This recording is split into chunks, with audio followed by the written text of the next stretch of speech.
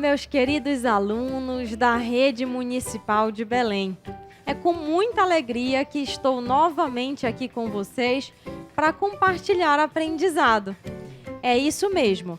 Mas antes da gente começar a aula em si, eu quero perguntar para você se você já está com papel ou caderno, caneta, lápis, borracha e o teu livro também, que é muito importante nesse processo de aquisição de conhecimento. Caso você não esteja, vá lá, busca rapidinho que a gente já vai começar aqui, tá bom? Eu também quero te fazer um convite todo especial. Você que tem acesso ao YouTube, visita o nosso canal, tá? Educa Belém, tudo junto.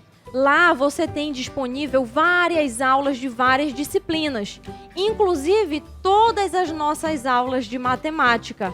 Então, se você achar que é rápido para você aqui no tempo da TV, vai lá no nosso canal e assiste quantas vezes você quiser. Então, só rememoriza, Educa Belém é o canal para você assistir às suas aulas de todas as disciplinas da Rede Municipal de Belém, tá? E hoje a gente vai estudar números inteiros. Isso eu estou dando continuidade à nossa última aula, tá? Então eu te faço o convite, vai lá na aula anterior para você dar uma revisada, para que você consiga também acompanhar a nossa aula de hoje, tá bom? Então acompanha comigo na tela.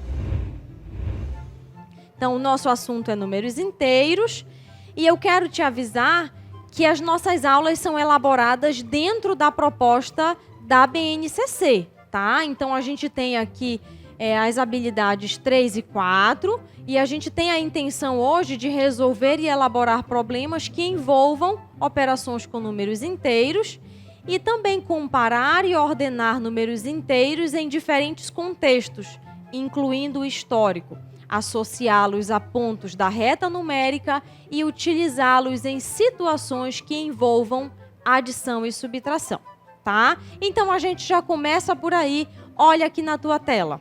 Então, aqui nos diz o comando, associe as temperaturas com cada uma das situações apresentadas. Observe que aqui em amarelo você tem 4 situações. Nós vamos analisar juntos cada uma delas e nós vamos associar aqui, olha, a esses dados numéricos apresentados ao lado, tá bom? Então, vamos lá. A situação 1 diz o seguinte: temperatura do congelador de uma geladeira. A situação 2, temperatura de um freezer doméstico, ou seja, um freezer da casa da gente, que pode ser utilizado em casa. Situação 3, temperatura da superfície do Sol. E a situação 4, temperatura em que a água sai do estado sólido para o estado líquido, ou seja, ponto de fusão. Então, vamos lá. Eu tenho aqui as 4 situações e eu preciso associar a cada uma delas, tá? Então, qual seria essa temperatura do congelador da geladeira? Vamos começando analisando pela palavra congelador. Então, a função do congelador é congelar. E aí, na aula passada, a gente conversou sobre temperaturas abaixo de zero. Quando a temperatura do congelador, ou a temperatura da água, a temperatura de alimentos, ela começa a ficar abaixo de zero, é porque ela entra num ponto que ela sai do estado líquido para o estado sólido, correto? Então, ela é abaixo de zero. Olha aqui na tela que eu tenho 2 temperaturas e 2 situações para analisar. Eu tenho na situação 2 a temperatura de um freezer doméstico. Eu pergunto para você, o que será que gela mais? Ou o que congela mais? É o congelador da tua casa ou a do freezer? Lembrem que no freezer se guarda sorvete, picolé, se guardam alimentos para petrificar, para ficar muito endurecido. Então, eu tenho 2 situações para analisar aqui, de temperaturas abaixo de zero, ou seja, negativas. Olha lá na tua tela. A temperatura da geladeira e a temperatura do freezer, eu preciso verificar que elas são aqui, olha, abaixo de 0. Mas qual é a mais fria? É a -18 ou a -4? Anota aí que a resposta vai já aparecer na tua tela. Anota, já já você vai ver se você acertou, tá? A mais fria é a do freezer. Então, qual é a mais fria? -18 ou -4? Então, eu tenho aqui qual é a temperatura da superfície do Sol. Olha para mim. Gente, o Sol é muito quente, muito quente. Então, é uma temperatura altíssima, elevadíssima. Olha lá na tua tela. É fácil você perceber. Qual é essa temperatura elevadíssima? Olha aqui, olha. 6.000 graus. Você sabe essa simbologia bem aqui? Já estudou em ciências, em matemática? Para verificar a temperatura, a gente usa uma simbologia ao lado do número, que quer dizer Celsius, tá? Assim, a mamãe verifica se você está com febre.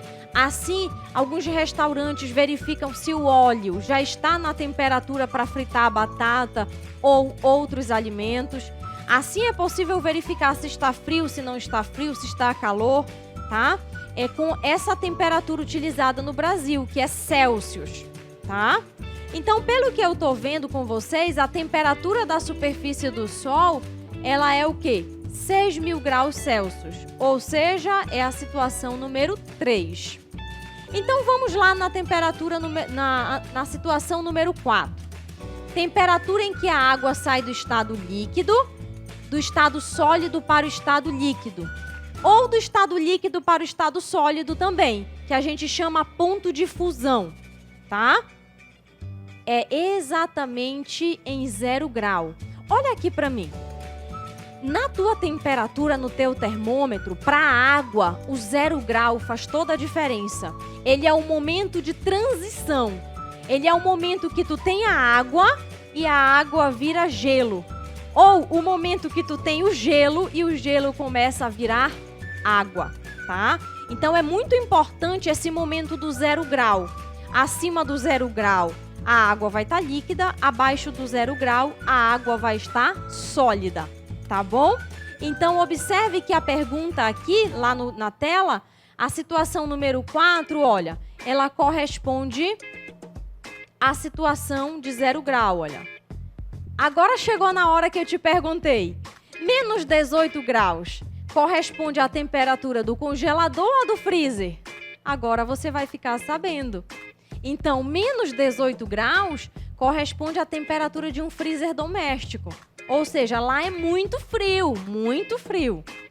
E -4 graus Celsius corresponde à temperatura do congelador da geladeira da sua casa, tá?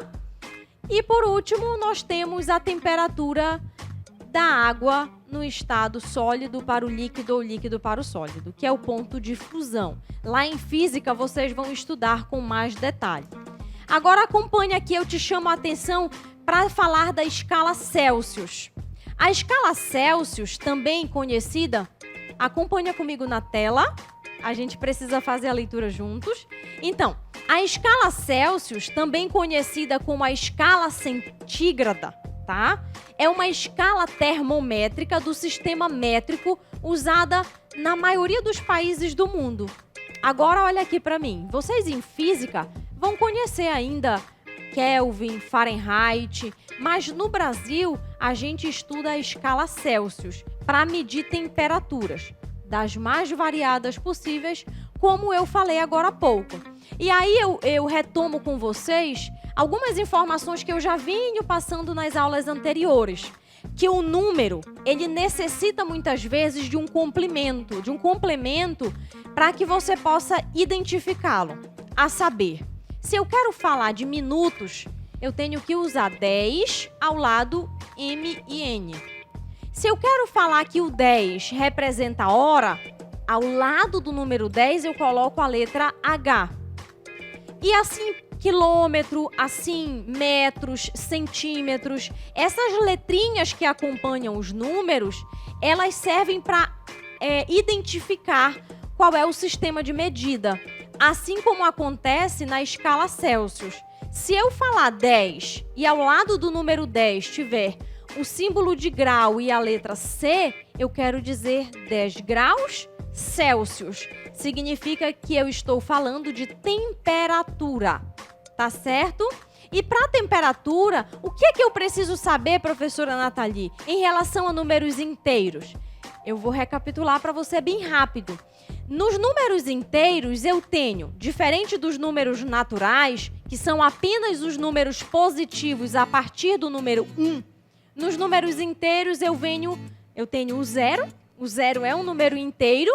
Os números positivos, todos eles são números inteiros, só que agora eu também vou trabalhar e me familiarizar matematicamente com os números negativos, tá certo? Então, números negativos fazem parte desse assunto que é números inteiros, tá bom? Continua aqui comigo na tela.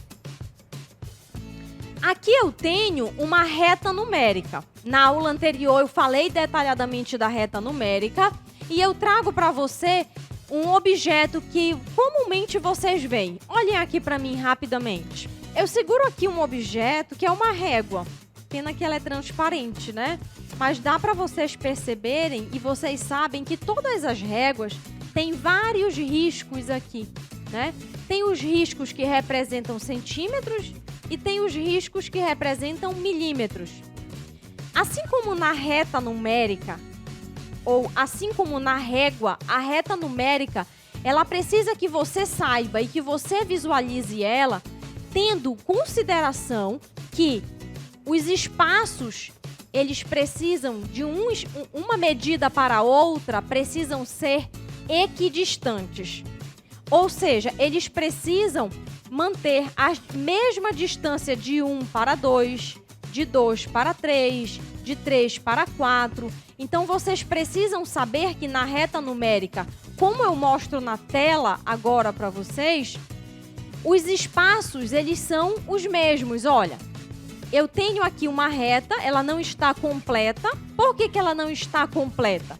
Porque esse símbolo, essa setinha aqui, quer dizer que essa reta, ela segue para o mais infinito.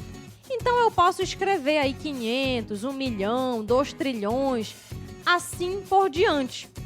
Assim como para o lado dos negativos, olha, eu tenho uma seta que diz que a reta continua caminhando para o menos infinito.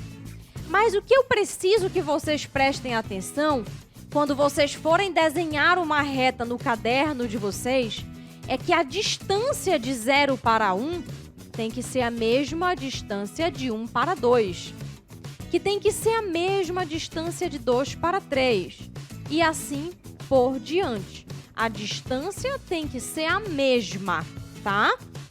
Isso acontece no lado dos números positivos, que fica à direita da reta numérica, ou seja, à direita de 0.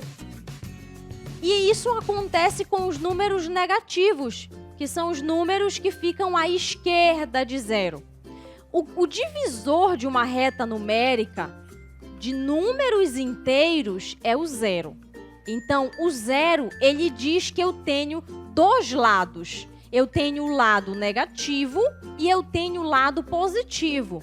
Porque vocês precisam lembrar que, para identificar números, para identificar escalas na reta numérica, você precisa saber bem onde estão as posições dos números e eles são sequenciados. Eu não posso dizer que o 2 vem antes do 1, não é isso? É sequencialmente, ou seja, crescente. 1, 2, 3, 4, 5, 6 e assim por diante. Assim acontece nos números negativos. Menos 1, menos 2, menos 3, menos 4, menos 5. Eu não posso dizer assim, 0, menos 5, menos 20, aí menos 40. Não é uma ordem aleatória.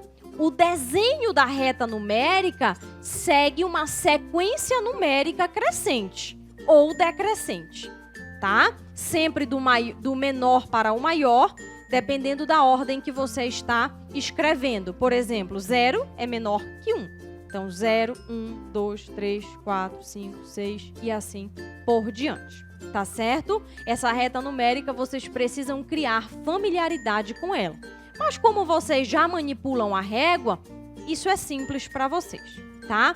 Acompanhe essa situação aqui, olha, que já está na tua tela.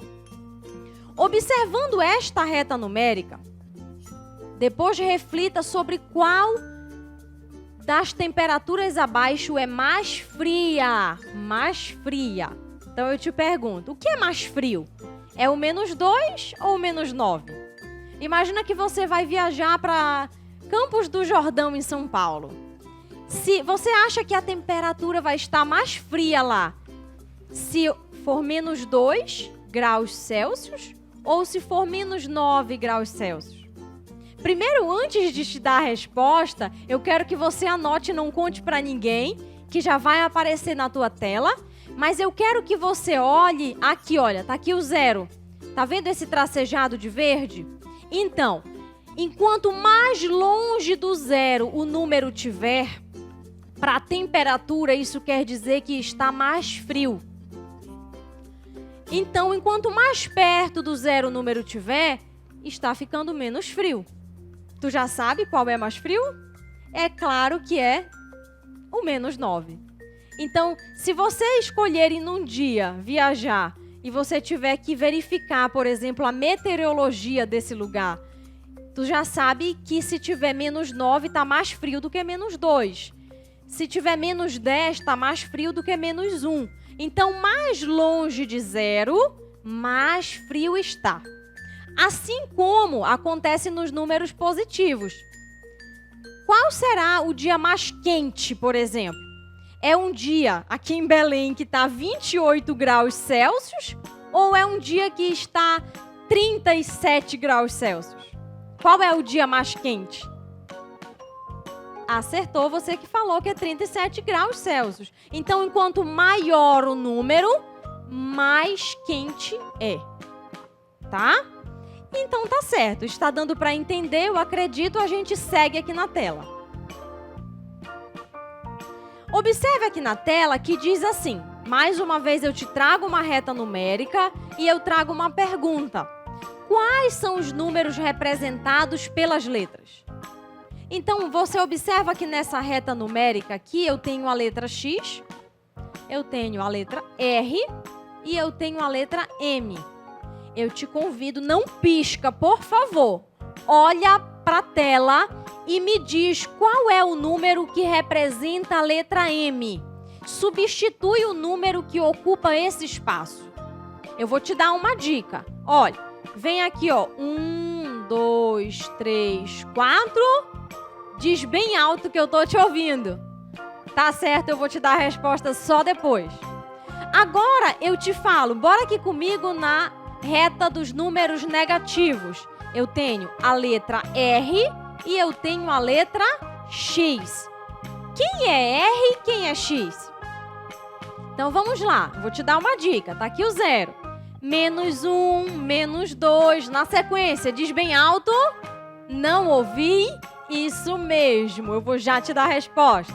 Anota aí no teu caderno. Então, olha, -4, -5, -6, -7 e... Me diz mais alto. Eu vou te dar a resposta, então. Olha lá. O X acertou quem falou que é -8. Então, observa que a gente segue uma sequência, olha. -6, -7, -8. Ok. Observa que depois é o -9. Então, o R acertou quem falou que o R é -3. Então, de novo na reta, olha. -1, -2 e -3. Agora falta só a letra M. É fácil, né? Você já sabe que o M vale 5. Olha lá. 0 na sequência. 1, 2, 3, 4, 5. Isso você, olhando para mim aqui, eu te pergunto, é muito difícil? Não é difícil. Você vai precisar, primeiramente, identificar esses valores na reta.